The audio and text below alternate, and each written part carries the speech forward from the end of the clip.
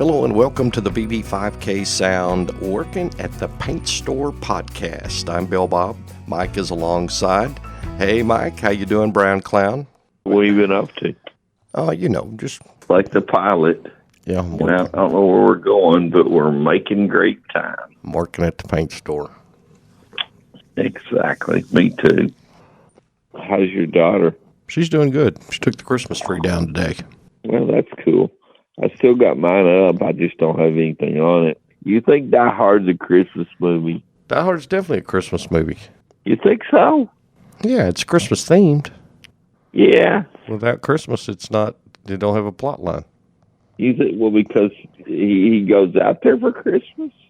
Yeah, it's the holiday. He's pissed off because it's holidays, and that's why he's in the mental state he's in. Yeah. Hans Gruber, he is one of the all-time bad guys, so. Hans Gruber. Yeah, exactly. Lenny Mack, a former San Francisco morning show radio host, is going to be our special guest today. Is he available, Mike? He's got to give the dog some medicine. He'll be here in just a minute or two. No problem. We'll hook up with him in just a moment. I understand you've got your brother Stevie able to tell us a story about working in the West Texas oil patch. Let's go ahead and do that, and Lenny will come alongside as soon as he's able. I want you to tell me the story that you told me about when you ran into the mountain lion out there, and then what you guys messing around being crazy old West Texas guys ended up doing to the mountain lion. Well, Peter might get mad. I don't think they're going to care. This is just two old boys. There's way worse things than that go on in the oil field. Okay. We didn't kill the mountain lion. The mountain lion got electrocuted. Right. Okay. Well, then it ain't your fault, but just, what kind of nonsense did you guys do? Which was funny, Well, I pulled up on the location and I saw the mountain lion up in the transformer bank, and his tail. Was it dark when you first time you saw it? No, it was in the afternoon. Okay. And what'd you think when you pulled up and saw a mountain lion in the transformer bank? I didn't actually see it till I heard it get electrocuted. So did it scare you a little bit when you saw a mountain lion out there? No, all I heard was a big spark, and I turned around and I saw it hit the ground. Oh, really? Yeah. That had to surprise you. Well, at first I didn't know what it was. I walked over there and I could tell it was a mountain lion. Was it big? Yeah, about 80 pounds. Yeah, well, that would have been big enough to do some damage. Okay. So, anyway, go on. Sorry for... A couple hours later, I come back by and it was still sitting there. So I got out and I kicked it, and I could tell it was dead. So I leaned it up against the pole and I tied a handkerchief around its neck, and there was a beer can there. So I set it there in between its legs, and there was a cigarette butt somewhere over by the pump jack. And I went over and got the cigarette butt, and I stuck it in his mouth. And he looked like he was drinking a beer and smoking a cigarette, but it looked weird because you could see his eyes. So I had some old sunshades that wasn't no good, so I put the sunshades on him, and it still needed some more stuff. So then I took the baseball cap in my truck and put it on him too. That was it. And then who'd you show that to? I took a picture and I showed it to Fred, and he said, "Bullshit, bullshit." They all laughed. Everybody drove by that place, that well. Really? And then what did Brosick or Griffin say? Did one of them No, think this you? was when I was at Apache. I was at Apache. No, that's funny shit. It was in Crane, Yeah. Texas. Yeah, it was quite funny. After I dressed it all up, it looked pretty real. I mean, he looked like it was chilling over there. And for a long time, everybody said, Brown, you're messed up. You're messed up. That's funny stuff. I used to have a picture of it. I don't know.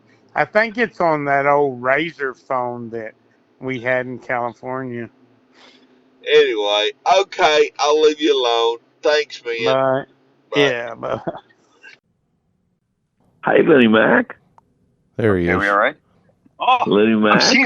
I'm seeing a human being. Oh my gosh, this is the greatest thing. I've never used Zoom. Yeah. Okay. How are you fellas?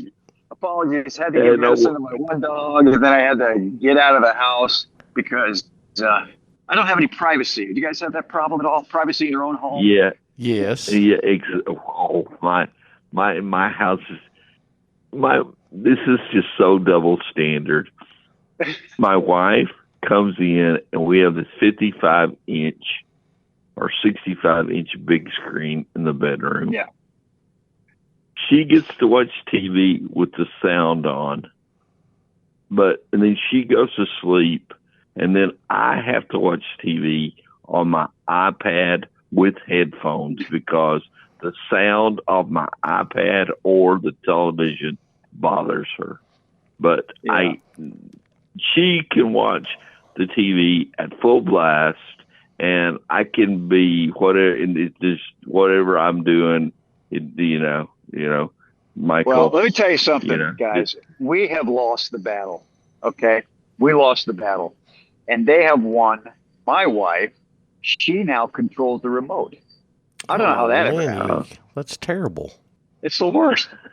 And it's not like Yeah. she just like changes channels. Somebody had to She- teach her how she's to re- use that remote. Did you teach her how to use no, the no, remote? no. She's like self-taught. It's almost like when I leave the Oh. house, she goes onto these tutorials or something. I don't know. She sits there and she records like 100. We have YouTube TV, so you can simultaneously record like thousands of shows. So she just goes from show to show and rewinds and fast forwards and rewinds and fast forwards. It's like, I can't keep count. I said, you're nuts. I'm out of here. So that's what they call love, guys. Yeah, I understand. I got similar idiosyncrasies in my domicile. I have a cure for So- all that. Really, what's that? Like, It's a leave? divorce. Oh, there you go. No, I've already been through too many of them. I can't afford that anymore. Now, So both, I feel like I need to do this. Both of you two, Lenny Max was in radio for several years. Yeah, He'll 20 say it years. was ancient. And then Bill has been there. We all have been at some Yeah. point in our journey along the way. So, anyway, we all should probably have the gift of gab enough to be able to make this entertaining, at least to some degree. Yeah. so Bill, are you in radio right now? I am. I work at a FM station in Perryton, Texas. It's in the top of the right-hand corner of the Panhandle. And I Okay. do, I'm a sports broadcaster, and I sell ads, write copy, do some Oh, man, voiceover. you do like you're like a one-man band. Well, that's the market. We're in small market, but we've Yeah. got a big city sound. And I started doing sports when Mike and I were in high school, and I just fell kind of in love with it. Howard Cosell and all of those legends back then I would mimic and make fun of, and it kind of turned into having my own style, and I enjoyed it, and people said they liked to listen to it. So I've been doing that consistently for high school sports for about 25 years now. Oh, well, And- that's great. Yeah, and I did it part-time while I was raising my 4 daughters in Lubbock, just doing different teams. We had a pretty good conglomerate where we would have 15 teams or so that we would be subbed out to. So I got good at seeing the first 2 teams for the first time and memorizing those lineups, and it, sounding like ABC Game of the Week. And that really Wow. served me well, so that when I got a gig like this, I'm the Perryton Ranger broadcaster. And so, there's a little bit of a homer component to small town radio, but Sure. I grew up as kind of the game of the week. We had ads for both schools or towns, and so calling it down the middle was a big plus, learning that at an early age. And high school football in Texas is so huge. I've seen some of the stadium sizes. They're bigger than, a lot of colleges here in California. Unbelievable. The mega schools in the I-35 corridor, Allen and some of the Dallas schools, their stadiums are like they're millions of dollars. They're like a small college, and it's just unbelievable the passion that goes along with it. I can only imagine. But So how do you transmit now the games? Is it through like I remember years ago, boy, am I really going to date myself, but it was like a microwave dish that they would put on top of like the on the stadium roof if they could get up that high. And so they used a microwave that went back, being back to like the transmitter. How does it work now? Is it all digital? now it's through ISDN coupler. I've got a Wi-Fi coupler that grabs just like a phone signal and converts it into a data stream. And I've got a piece of equipment called a tie line. There's a base unit and a remote unit. And that Wi-Fi signal, as long as it's a good signal, which up here I've been fortunate I had never got into bad signals throughout the early years. You'd get one that would buffer and it wouldn't sound very good. But now it's stereo quality, man. It is top notch. It's like morning show, sweet, rich, and I like to play bumper music on coming in off the break, and I have a crowd mic, and so I'll blend it in. It really is it's a good sound from the old That's days. great. When I was in the early days, it was a fax machine. Most of the high school gyms had fax machines because they were the dedicated phone line.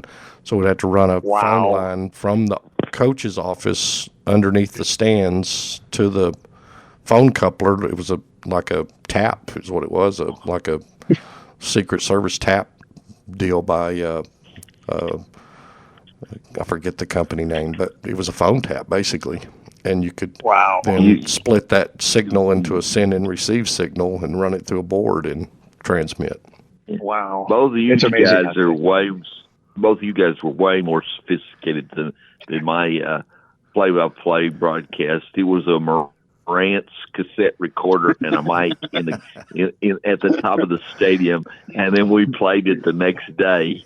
I remember a couple times that I would be not paying attention and forget the play, and I would just have to make one up, and then just, that's what happened, folks. It just didn't act like anything happened, Yeah, the guy. This might have been before your time, but when I first got in radio, my first radio job was in 1976.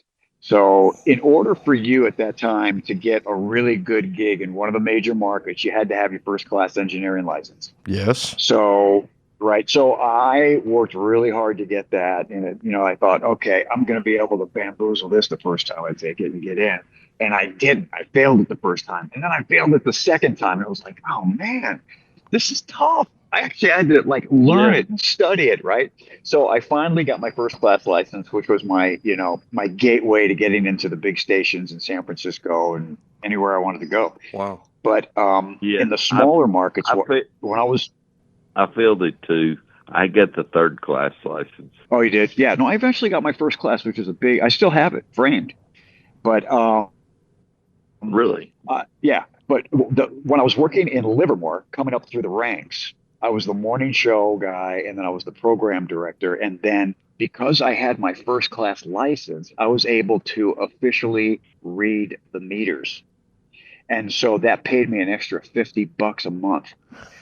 With that, I was also responsible for keeping the station on the air. And the station was in Livermore, but the actual transmitter and all the equipment was in this guy's field, like in his farm field in Pleasanton, up some dirt road. And sometimes at about 2 or 3 o'clock in the morning with inclement weather, the station would go off the air, and I'd have to drive up there in the middle of the night. And the only thing you had to do was flick the exciter bulb, and that would get the station back on the air. But in order to get to that building, I had to like open up a gate with a combo, and then I had to go past pigs and chickens and every once in a while a cow to be able to get to that building and just flick that bulb. And then I get on the air, and then we'd be perfectly fine.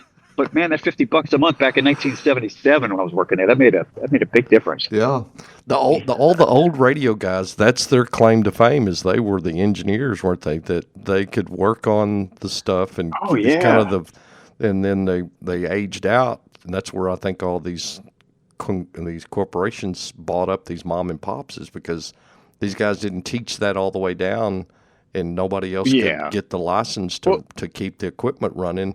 We've got some guys, who would want to do that? Yeah, but it's that old mentality of, well, we'll just get a paper clip and get in here with a piece of gum, aluminum, and we'll fix this thing. These guys who owned the radio stations back in the day, you're right, they were paper clip guys. And all they cared about was trade, right? That's all they cared about. Yeah. If they could get free food and free clothes for their family, they'd run those guys' spots on the air forever. $1 a holler.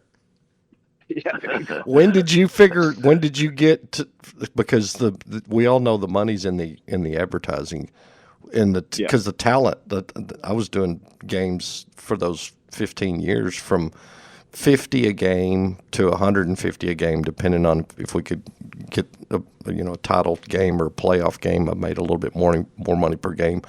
But I finally realized after being here for 10 years, the money's in the advertising. When did the light bulb go on from talent to making a pretty good gig?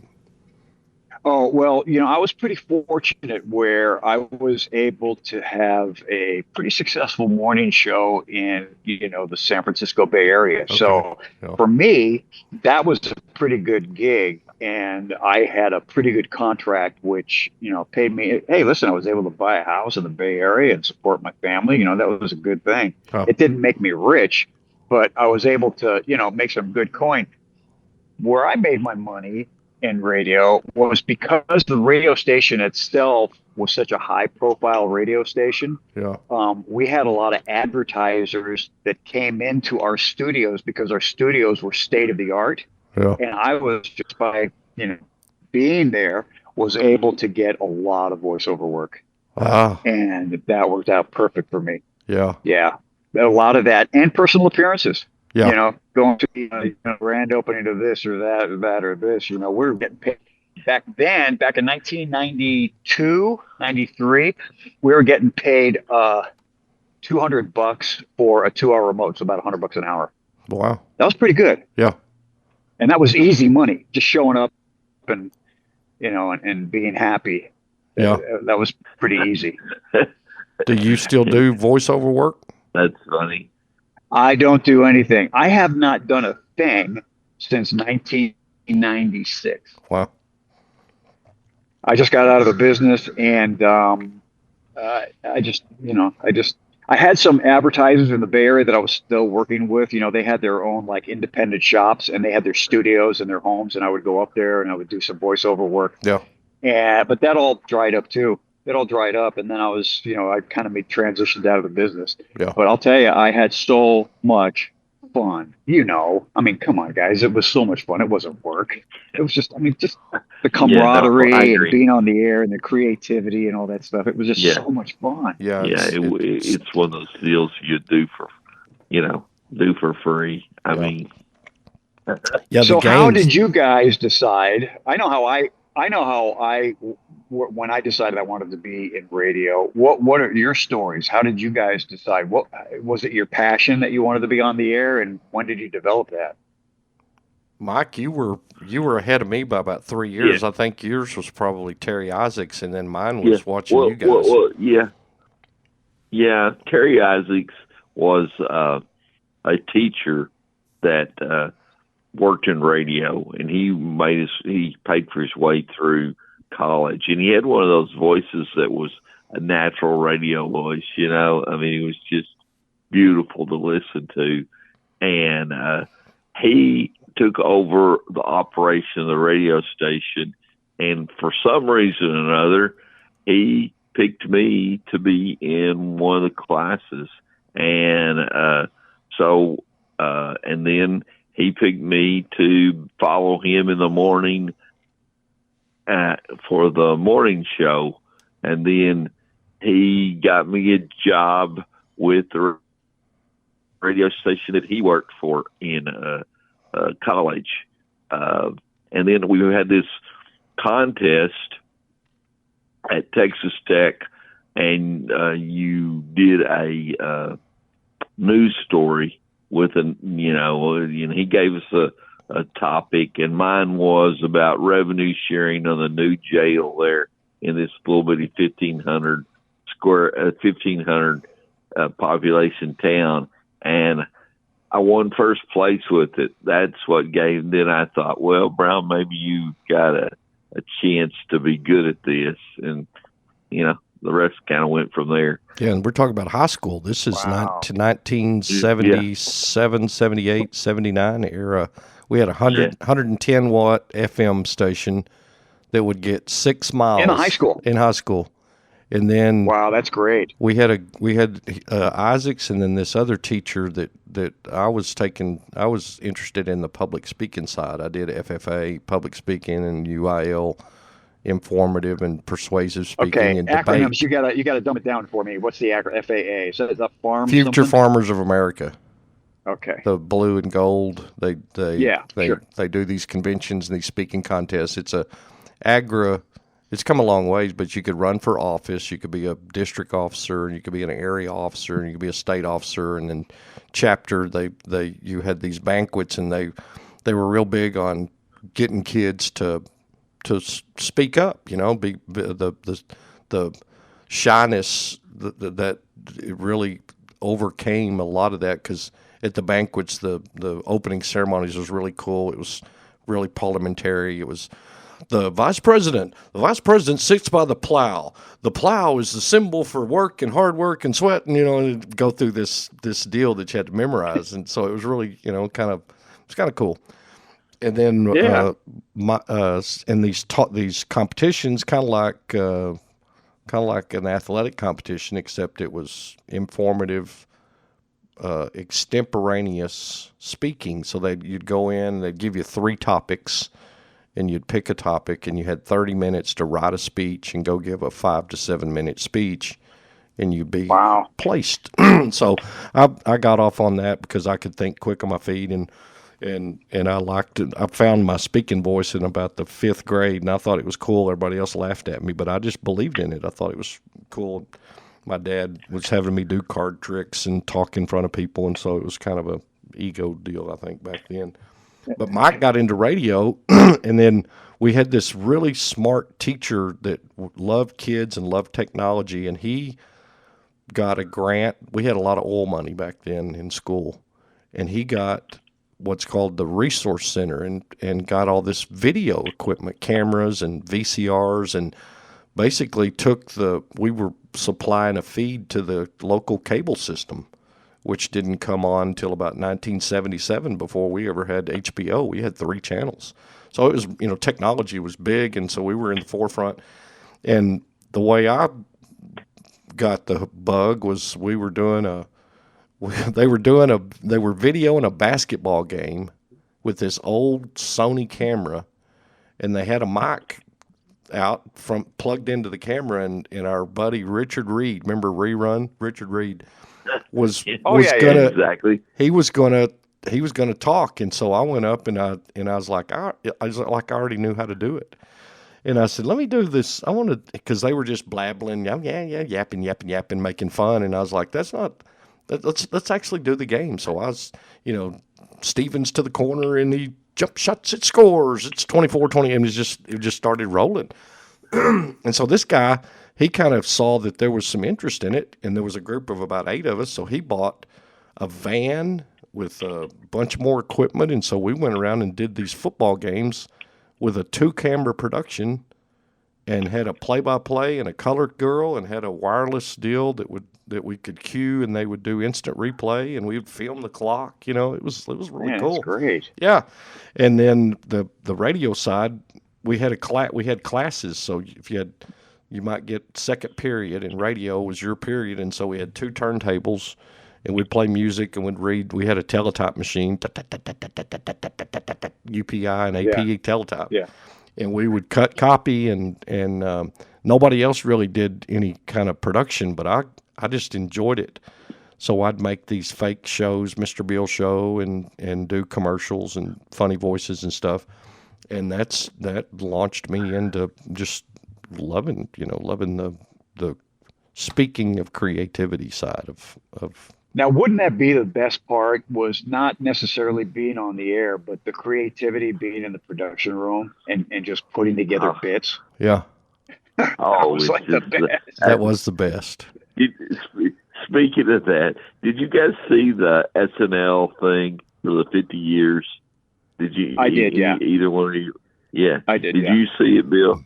Some of that No, stuff is just exactly what we're talking about here. Yeah, you know? yeah. I mean, that part, I can imagine. Can you imagine being in a writer's room like that one? Whoa. And comedy was cool back then. It was Rich Little, and Saturday Night Live was funny, and you had Eddie Murphy, and you had Richard Pryor, and a lot of guys. Stand-up comedy was cool, and it was they get a little blue here and there, and if they said a cuss word, it was funny. You'd tell all your friends. But comedy and stand-up and that goofiness was kind of a way of life in the early '80s. Seemed like. And one of the best things about being in the production room was looking at and being able to use the sound effects catalogs that they had, where they had just albums and albums and albums, doors slamming, and people screeching. Yeah. Just listening to that stuff, you could come up and be creative and come up with your own bit. Oh man, it was so much fun. Yeah. So much fun. Yeah. And you know what the best part? Yeah. The best part is that you didn't care about money back then, right? It was all about just having fun and being creative and living out your dream. Yeah. No doubt. Oh, yeah, that is definitely true. It had nothing to do with money at all. Yeah. Well, good stuff, man. I got a message. Our Zoom call, they've throttled my subscription evidently to 45 minutes, and so we may get shut off. We've been on 45 minutes already? Well, Mike and I jumped on All right. before you came, and I've got 30 minutes on this audio I recording. apologize No, for it's all being good. late. Okay. This is our we're in beta. I've started this company called BB5K Sound, and independent of my radio job. And Mike and I have been telling each other for years, let's do a podcast. We're thinking, wouldn't it be funny to do a podcast, or wouldn't it be fun to do a podcast? Kind of like the bowling analogy that you hear, wouldn't it be fun if we went bowling? And then the other side is, wouldn't it be funny if we went bowling? It's been kind of that debate for a while. But I've got the bug to try to do something, whether it's, we don't know what we're going to focus in on other than entertaining and fun, and try to get some interesting guests to just kind of banter with. And so this is kind of test beta number 5 today. Well, good. Good luck with it, man. If Yeah. I can be a part or help out in any way, let me know. I love the creativity portion of it. And there's always great stories, and there's always great subject matter to kind of talk about. We would love that, man. Well, we really would. I'm sure we all could. We could probably talk about Bill Murray for 45 minutes.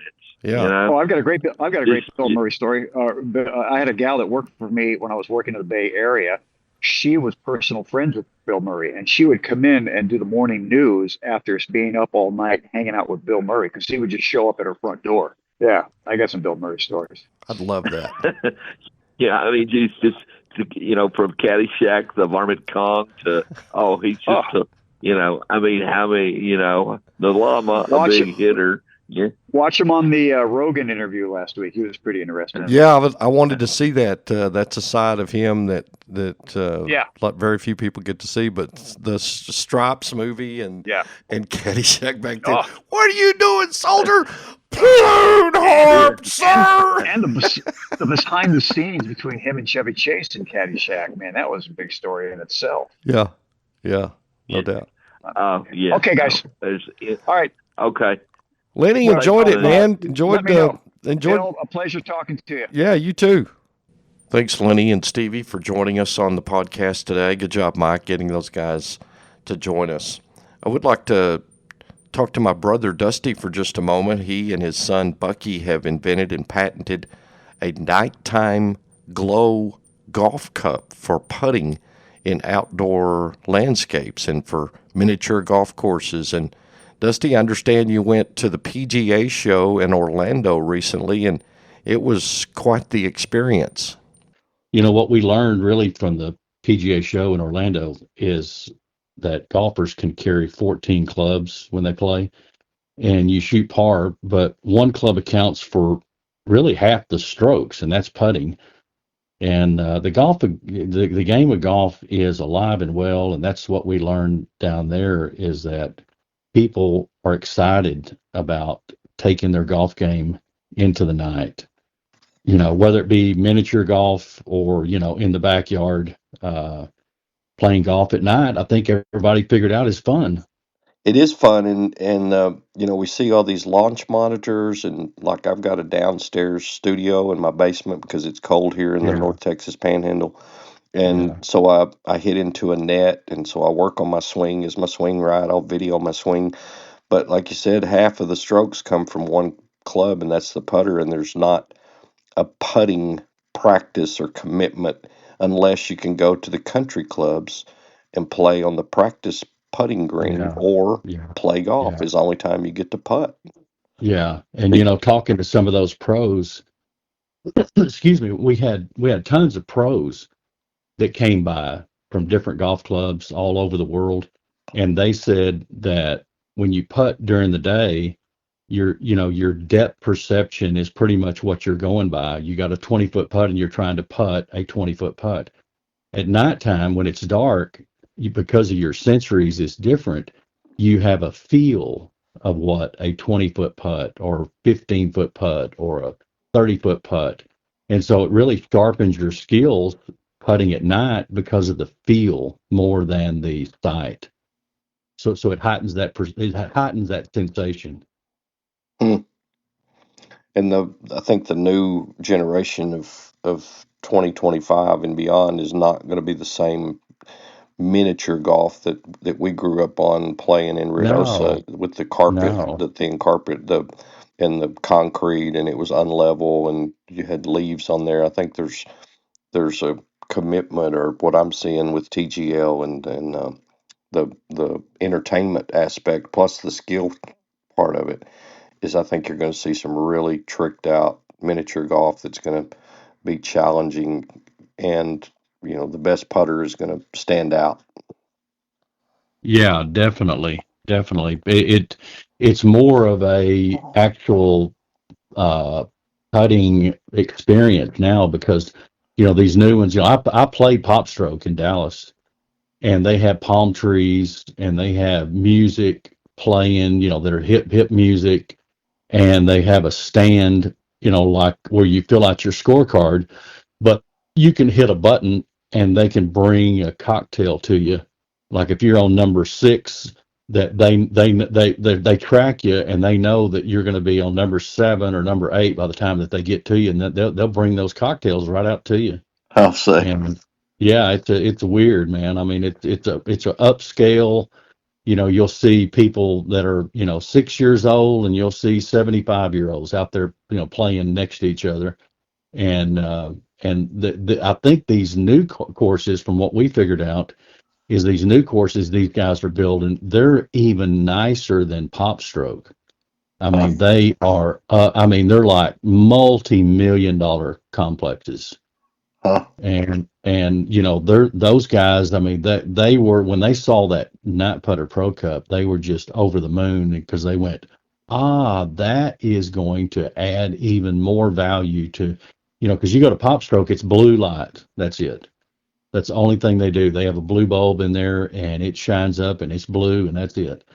Ours, you can change it from red to green to blue to orange, whatever color you want. And then there's some effects that goes along with that bulb that's Bluetooth, and in its app, you go into the app and you select hole number 5. And if you want to make it candlelight, you can press the button and it'll be candlelight. And you can make it where it's patriotic, or you make it Christmas, or you blinking, or there's a whole array of effect that you can do. And our hope is in the future is to make that cup sensory, much like your cell phone and microwaves and things that you touch and something happens. We want to integrate that into that bulb so that when you make a putt, it changes color. Tell us about this Night Putter Pro golf cup that you and your son have invented and patented and are now selling worldwide. The new machine that cuts those holes, it has a step pad on it, and you just step on it and it cuts the hole in the green. And so that machine, I think, cuts a 6-inch hole. So we need to shorten our cup to be 6 inches so that it'll accommodate both the miniature golf course and the regular golf course. So the new one is going to be 6 inches, going to be cast iron, much like the golf cups is now. It'll be more durable. And then the main thing about it is it will have integrated wiring inside. So right now, the plastic mold that we get from China has an exterior connection, and then we have to tuck that connection inside one of the holes on the bottom and fill it full of rubberized material. But the new one will have it that they will actually make the cup, and that they'll attach the wire in part of the assembly process. And then when we get it, then it will be, just like a regular golf cup with a wire sticking out the bottom. Wow. And it'll have the light, of course, already integrated, and then we'll still be able to change the light bulb, but it'll be a slicker deal. And then the main thing is we won't have to do as much to package it as we do now, because right now it's a little bit of an assembly process, because you got to take that plastic cup, you got to attach a connector, a bi-pin connector, and take that wire through the bottom and glue that on both sides, and then on the bottom side, then we have to cut a trench from the hole over to that void cavity, and then put the connection in the void cavity, just so you don't have to look at the connection, because those are butt connectors. And so we're going to go to a brass connector just for these. I think we've got so we got 1,000, so we've got about 850 cups that we have to manufacture. So as soon as we get to 40, we'll do nothing but manufacture cups for the first 2 weeks, and then after we get pretty good inventory built up, then we can kind of slow back down and go into sales, and then come back and manufacture the rest of. I think we can probably make about 600 to 700 cups in the next 2 to 3 weeks. Wow. And then that way we'll have pretty much everything in inventory on the shelf ready to go, and then we'll just be filling orders. And then the new cups will be 60 to 90 days out. And then when we receive those, all we have to do is put the bulb in and package, which will be a lot better process for us. So labor wise, we can concentrate more on the sales side than we can on the manufacturing side, which will be good.